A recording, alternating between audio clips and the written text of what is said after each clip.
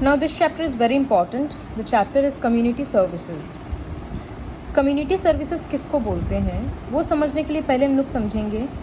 Already हम लोगों को पता है कि ह्यूमन बींग सोशल एनिमल्स होता है, क्योंकि हम लोग अकेले नहीं रह सकते। हम लोग एक कम्युनिटी में रहते हैं, एक ग्रुप में रहते हैं, जहाँ पर आसपास बहुत सारा घर होता है, लोग एक दूसरे से बात करते हैं, एक दूसरे का थोड़ा बहुत काम करते हैं। तो हम लोग इमरजेंसी पर्पसेस पे भी दूसरों के ऊपर डिपेंडेंट है। अपना घर का बहुत सारा काम, अपने लाइफ का काम के लिए दूसरों पे डिपेंडेंट है। तो इसलिए कम्युनिटी लिविंग बहुत ज़रूरी है। Community living helps in building a peaceful society. तो कम्युनिटी सर्विस क्या होता है? इसी कम्युनिटी के लिए जब हम लोग सर्विस करते हैं तो उसको कम्युनिटी सर्विस बोलते हैं। जैसे कम्युनिटी, पहले डेफिनेशन ये है, community service is the help और assistance that benefits the community. वो काम जिससे कम्युनिटी को फ़ायदा हो उसको कम्युनिटी सर्विस बोलते हैं। क्या काम कर सकते हैं? जैसे असिस्टिंग द एल्डरली, मतलब बूढ़े लोगों को हेल्प करना। खाली अपने घर का नहीं, कम्युनिटी का, मतलब अपने मोहल्ले का, नेबरहुड का। Participating in neighbourhood watch programme. Neighbourhood watch programme already हम लोग पढ़ चुके हैं कि अपने नेबरहुड पे नज़र रखना, और कोई भी ऐसा वैसा एक्टिविटी होता है तो उसको लोगों को बता देना। तो वही है, नेबरहुड वॉच प्रोग्राम में हम लोग पार्ट ले सकते हैं। ब्यूटिफिकेशन ऑफ द लोकेलिटी, मतलब अपना लोकेलिटी को सुंदर बनाने में हेल्प कर सकते हैं। जैसे कि सब लोग मिलकर अपने लोकेलिटी को झाड़ू से साफ कर रहा है, या पेंट कर रहा है, या कहीं बैनर्स लगा रहा है, उस तरह से। Many people contribute to the community service programs by donating money और their services. It gives them pleasure and satisfaction. बहुत लोग रुपया देते हैं, जैसे अपने कम्युनिटी, अपने आसपास के इलाके के भिखारी को या रिक्शा वाला को खाना खिलाएंगे। तो ये सब कम्युनिटी सर्विस में ही आता है। इससे लोगों को खुशी मिलता है और सेटिस्फैक्शन मिलता है, लगता है कि हाँ, हम लोग कुछ अच्छा काम किए हैं। Now the next topic is community service in olden times. पहले के ज़माने में कम्युनिटी सर्विस कैसे किया जाता था? तो पहले कम्युनिटी सर्विस कौन करता था? राजा लोग। तो राजा नहीं, सिर्फ राजा ही नहीं करते थे, लोग भी करते थे। तो पहले के लोग कम्युनिटी सर्विस कैसे करते थे? गरीब को रुपया दे देते थे, खाना देते थे, कपड़ा देते थे, रहने का मकान वगैरह बनवा दिए, झोपड़ी वगैरह, या फिर उनका बीमार का ध्यान रखना, दवाई खरीद के दे देना, ये सब चीज़ करते थे। तो ये कंसेप्ट कोई नया नहीं है, ये बहुत पुराना है। Community service has always been an important part of Indian history and culture. People help the poor with money, clothes, food, shelter और looked after the sick. Now do you know, many people give money and food to beggars.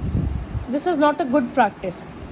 हम लोग भिखारी को जब रुपया देते हैं तो वो गलत बात है।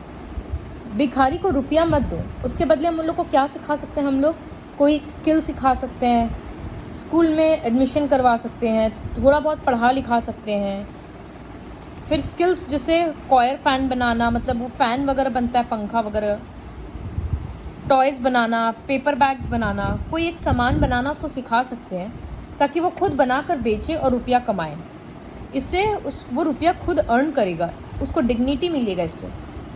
और अगर खाली रुपया और खाना देंगे तो कोई भिखारी भी सोचेगा कि जब हमको भीख मांग के ऐसे मिल ही जा रहा है तो हम काम का मेहनत क्यों करें। इसीलिए we should not give money और food to beggars. In earlier times kings और emperors took up many projects for the benefit of common people, like helping the travellers, planting trees, digging wells. पहले राजा लोग क्या करते थे? अपने लोगों का ध्यान रखने के लिए कुआं खुदवाते थे, पेड़ लगवाते थे।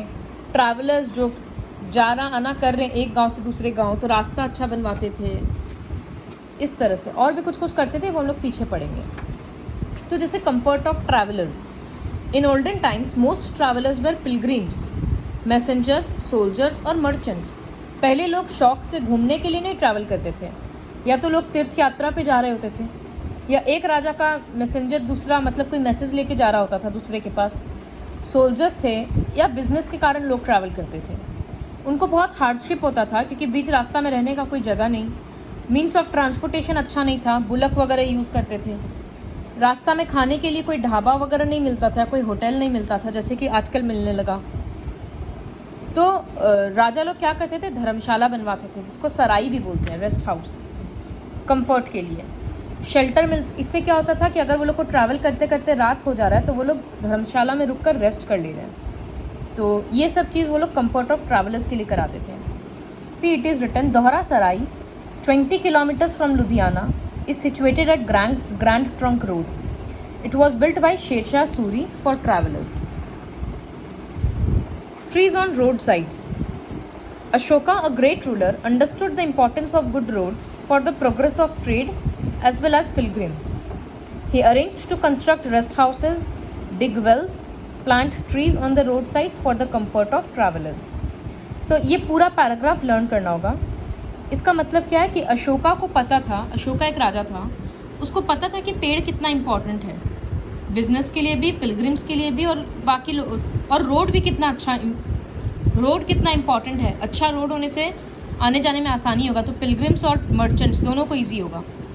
तो वो रास्ता में रेस्ट हाउस, वेल्स और रास्ता के दोनों तरफ प्लांट्स, जैसे कि फ़ोटो में दिख रहा है, तो वो इस तरह से कंस्ट्रक्ट कराता था।